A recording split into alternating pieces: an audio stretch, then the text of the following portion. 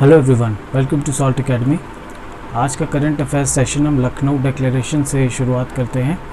Bharat Africa के रक्षा मंत्रियों के बीच में एक संगोष्ठी हुई जो कि डिफेंस एक्सपो 2020 का ही पार्ट था, जो उत्तर प्रदेश की राजधानी लखनऊ में हुआ था।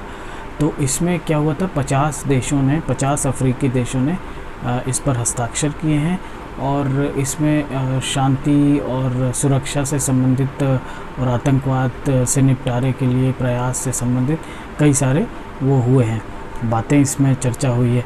और लखनऊ डिक्लेरेशन जो है ये पहला भारत और अफ्रीका के मंत्रियों के बीच में ये पहली संगोष्ठी है। तो इसमें इसको India Africa defence minister conclave 2020 यानी India Africa defence ministers conclave, ये इस नाम से जाना गया है, IADMC 2020। ये है लखनऊ डिक्लेरेशन।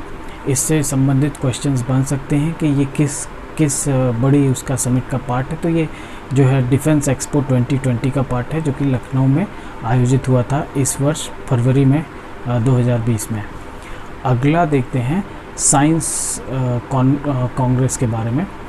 तो जो विज्ञान कांग्रेस होता है वो हर साल आयोजित होता है। इस बार 107वां जो विज्ञान कांग्रेस है वो आयोजित हुआ था। ये बेंगलुरु में एग्रीकल्चरल यूनिवर्सिटी में हुआ था, university of agricultural sciences Bengaluru Karnataka के अंदर ये आयोजन हुआ था और ये 107वां आयोजन था। इससे पहले वाला जो था वो लखनऊ लवली प्रोफेशनल यूनिवर्सिटी यानी जालंधर जो पंजाब में है वहाँ पर आयोजन हुआ था इसका इस बार का जो थीम है साइंस कांग्रेस का वो है science and technology rural development, विज्ञान एवं प्रौद्योगिकी ग्रामीण विकास। तो ये इस बार का थीम था। थीम से ही मेनली क्वेश्चंस आ सकते हैं और ये भी कि किस नंबर का साइंस कांग्रेस है ये।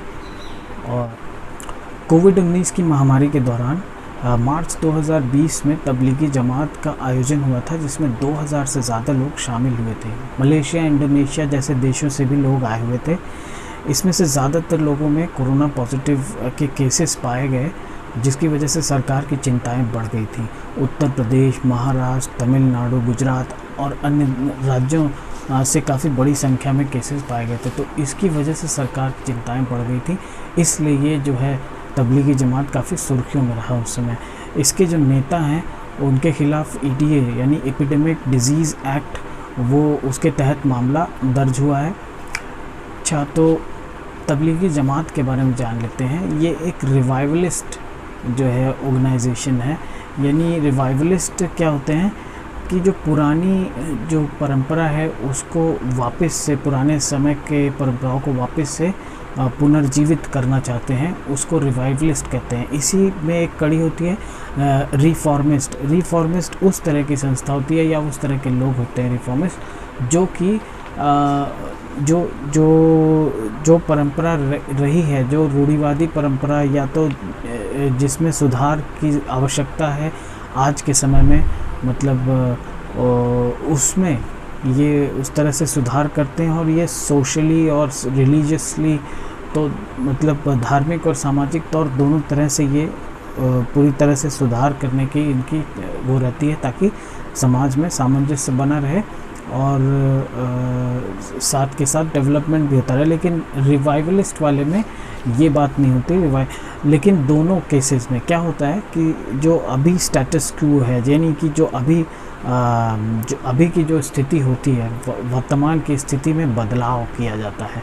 यानी कि अगर रिवाइवलिस्ट में देखें तो वर्तमान में जो चल रहा होता है उनके अनुसार ये ठीक नहीं होता और पुरानी चीज़ें वापस लानी है, ये होता है। और रिफॉर्मिस्ट में क्या होता है, जो पुरानी चीज़ें चली आ रही हैं वो अब समाज के लिए ज़रूरी नहीं है, तो उनमें कुछ बदलाव किया जाए धार्मिक रूप से या बड़े पैमाने पर कुछ ऐसे बदलाव किए जाए जो धीरे धीरे बदलाव हों और वो फंडामेंटल लेवल पे हों, स्ट्रक्चरली हों, तो वो चीज़ें रिफॉर्मिस्ट में आती हैं। तो ऐसे कुछ संस्थाएं हैं जैसे कि ब्रह्मो समाज और आपका प्रार्थना समाज, अलीगढ़ मूवमेंट, रामकृष्ण मिशन, ये सब रिफॉर्मिस्ट संस्थाएं हैं। और इसी में अगर देखें रिवाइवलिस्ट तो आर्य समाज और देवबंद मूवमेंट, वहाबी मूवमेंट, ये सब जो है रिवाइवलिस्ट हैं इन नेचर। तो ये एक तबलीगी जमात जो है ये एक रिवाइवलिस्ट संस्था है, ये एक तरह से सभा है। तो इसमें क्या होता है कि ये इस तरह के उपदेश देते हैं कि हमें पैगंबर मोहम्मद साहब की तरह जैसे वो जीवन जीते थे उस तरह से रहना चाहिए, उस तरह से कपड़े पहनने चाहिए, उस तरह से वेशभूषा और अपने बदलाव और दिनचर्या में बदलाव लाना चाहिए। इसमें मेनली क्या होता है कि ज़्यादा अगर डिटेल में देखें तो पुरुषों की जो मूंछ होती है वो हटा देते हैं, दाढ़ियाँ लंबी होती हैं। और इसमें ये कहा जाता है कि जैसे पैगंबर मोहम्मद की तरह परिधान पहने, कपड़े पहने, तो नीचे जो टखने से ऊपर तक का रहे, मतलब वो लटकता ना रहे, ज़मीन से टच ना हो। इस तरह की कई चीज़ें हैं जो रूल्स इसमें लगाए गए, जो पुरानी पद्धतियों वाली चीज़ें उनको वापस लाने के लिए। तो ये एक तरह से तबलीगी जमात एक रिवाइवलिस्ट संस्था है। तो मैंने बताया कि दो संस्थाएं होती हैं, एक रिफॉर्मिस्ट और एक रिवाइवलिस्ट, यानी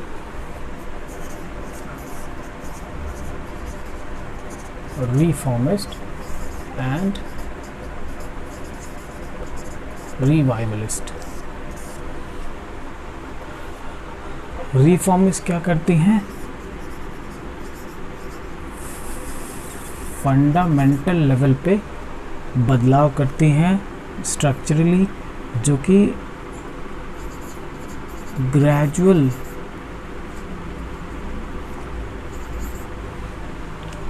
जो धीरे धीरे होता रहता है, और उन बदलावों से पॉजिटिव जो है काफ़ी सुधार होते हैं। ये रिफॉर्मिस्ट संस्था है, जैसे रामकृष्ण मिशन जो कि विवेकानंद ने आगे बढ़ाया, और ये इसमें ब्रह्मो समाज है और भी अलग अलग हैं। तो लेकिन रिफॉर्मिस्ट में, रिवाइवलिस्ट में क्या हो जाएगा? रिवाइवलिस्ट जो है पुरानी चीज़ों को वापस लाना चाहते हैं। रिफॉर्मिस्ट मूवमेंट में क्या होता है कि जो अमानवीय प्रथाएं या परंपराएं चली आ रही हैं वर्षों से, उनमें बदलाव के लिए प्रयास किया जाता है। और फिर ये सब पॉजिटिव बदलाव होते हैं, जो कि रिलीजियस बदलाव होंगे तो भी वो सोसाइटी पे बहुत अच्छा असर डालते हैं। तो जैसे सती प्रथा का उन्मूलन, या इस तरह से महिलाओं के शिक्षा से संबंधित ये सब चीज़ें। तो रिफॉर्मिस्ट का ये है। लेकिन रिवाइवलिस्ट में क्या होता है कि ये थोड़ी सी संकीर्ण विचारधारा है, नैरो माइंडेड चीज़ें हैं। ये सिर्फ रिलीजन को फोकस करते हैं, और रिलीजियस चीज़ों में वो चाहते हैं कि जो कुछ कई वर्षों से जो बदलाव आ गए हैं पुरानी परंपराओं में, उसको हटा के वो वापस से पुरानी पद्धतियाँ लाई जाएं। और हालांकि उसका अपना चार्म है। पुरानी चीज़ें जब वो होती हैं तो एक तरह से धरोहर और कल्चर में काफ़ी वो होता है, लेकिन अगर उससे समाज में बुरा असर पड़े, या फिर एक तरह से एक वैमनस्य पैदा हो, जैसे कि इससे सबसे बड़ा नुकसान ये होता है कि कम्युनल जो वायलेंस बहुत ज़्यादा हो जाता है इससे अक्सर। तो ये एक डीमेरिट है रिवाइवलिस्ट का। और रिफॉर्मिस्ट रिवाइवलिस्ट में मैंने अंतर समझा दिया है। तो जब तबलीगी जमात की बात थी तो वो एक रिवाइवलिस्ट संस्था है। अगला देखते हैं, मैग्जिट और ब्रेग्जिट देख लेते हैं। ये एग्जिट से संबंधित है। एग्जिट मतलब बाहर निकल जाना। तो ब्रिटेन अगर यूरोपियन यूनियन के गुट से बाहर निकलता है तो उसे ब्रेग्जिट कहेंगे। उसी तरह से जो प्रिंस हैरी हैं और उनकी पत्नी मेगन, उन दोनों ने ये घोषणा की है कि हम परिवार के वरिष्ठ सदस्य होने के दायित्व से बाहर निकलना चाहते हैं। तो ये बाहर निकलने की घोषणा ये मैग्जिट कहलाएगी। तो ये क्या होगा कि इसकी वजह से वो अपना जो है इकोनॉमिक इंडिपेंडेंस चाहते हैं, और भी बहुत सारी चीज़ें हैं। तो वो इन चीज़ों से बाहर निकलना चाहते हैं। और ये दूसरा कि ये अब रॉयल टाइटल्स जैसे योर हाइनेस इस तरह की टाइटल्स यूज़ नहीं कर पाएंगे और परिवार के सदस्य अब नहीं कहलाएंगे, रॉयल परिवार के सदस्य नहीं कहलाएंगे। तो ये था मैग्जिट और ब्रेग्जिट।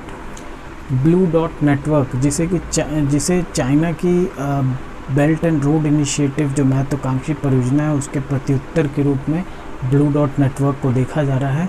इसका विकास अमेरिका के सहयोग से हुआ है। इसकी शुरुआत जो है नवंबर में ही हो गई थी, नवंबर 2019 में।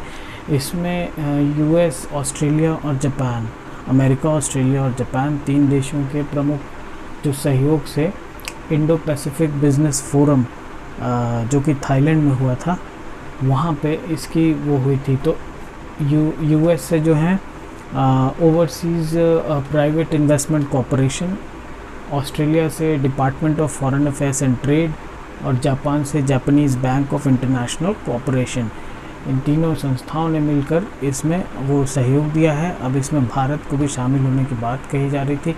और इसके बाद क्या है कि ये चूँकि चाइना की जो पॉलिसी है बेल्ट एंड रोड इनिशिएटिव, उसके प्रत्युत्तर में इसको देखा जा रहा है।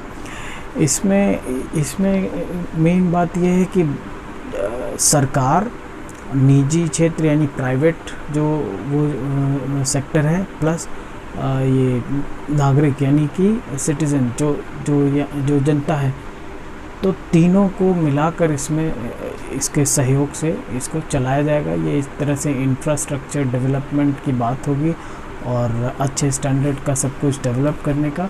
तो वो इसमें मेनली जो फोकस है इंडियन ओशन के ऊपर रखा जाएगा और इसके अलावा भी पूरे विश्व स्तर पर भी इसका काफ़ी प्रभाव पड़ेगा।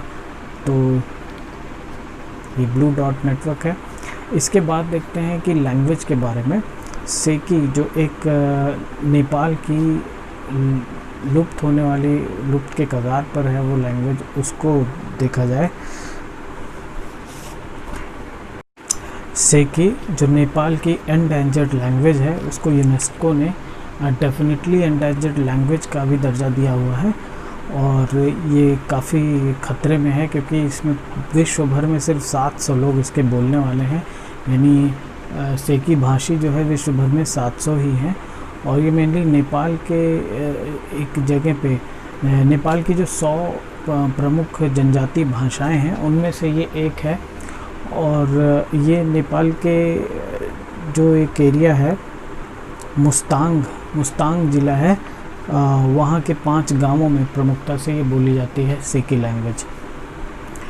इसके अलावा एक और चीज़ें जान लेते हैं। मालदीव जो है वो 54वां राष्ट्रमंडल देश हो गया है। अभी फिर से उसने राष्ट्रमंडल ज्वाइन किया है, यानी कॉमनवेल्थ मालदीव ने फिर से ज्वाइन किया है। इससे पहले 1982 में इसने शामिल पहली बार हुआ था, लेकिन उसके बाद फिर ये 2016 में ये एग्ज़िट कर गया था, बाहर निकल गया था इससे। लेकिन फिर से ये अभी 2020 में फिर से इसने ज्वाइन कर लिया है मालदीव ने। ये 2018 में इसका प्रस्ताव पारित हो गया था इसको ज्वाइन करने का। ये है। तो नेक्स्ट देखते हैं। रायसीना डायलॉग की शुरुआत 2016 में हुई थी। ऑब्जर्वर रिसर्च फाउंडेशन और विदेश मंत्रालय के मतलब सहयोग से हुआ था ये। इसमें इस साल का जो थीम है 2020 का वो 21@20 नेविगेटिंग द अल्फा सेंचुरी, ये इसका थीम है इस साल का। इसमें क्या है कि ये कई विभिन्न मुद्दों पर चर्चा का एक मंच है, बड़ा मंच है, मल्टीपर्पज़ ये एक तरह से समिट है और ये 5वां एडिशन है, इसका 5वां संस्करण है। रायसीना डायलॉग 2020 16 में हुआ, 17 में, 18 में, 19 में और इस बार 20 में भी। तो यहाँ जियो पॉलिटिकल और जियो स्ट्रेटेजिक जो हैं काफ़ी बड़े लेवल पे अंतर्राष्ट्रीय मंच है इसको डिस्कस करने के लिए। और इसमें प्रमुख मुद्दे जो होते हैं वो जैसे इस बार क्लाइमेट चेंज है और काउंटर टेररिज्म है। इस बार जैसे यूएस और ईरान के बीच में जो टेंशन हुई है उसको भी लेके काफ़ी चर्चाएं हुई हैं। तो ये एक ऐसा है। तो इसमें रायसीना में 12 देशों के विदेश मंत्रियों ने भाग लिया और इसके अलावा 100 से ज़्यादा देशों ने 700 जिसमें देशों के 700 से ज़्यादा जो राजनयिक शामिल हुए थे, जिसमें से 40% करीब महिलाएं थीं। तो ये एक तरह से महिला सशक्तिकरण का भी एक अच्छा उदाहरण है और रायसीना डायलॉग। तो ये था आज का करंट अफेयर्स 2020। इसमें आपने जो इम्पोर्टेंट पॉइंट्स देखे, उसके अलावा हम और भी लेकर आने वाले हैं आने वाले समय में। आज के लिए इतना ही रखते हैं। Thank you.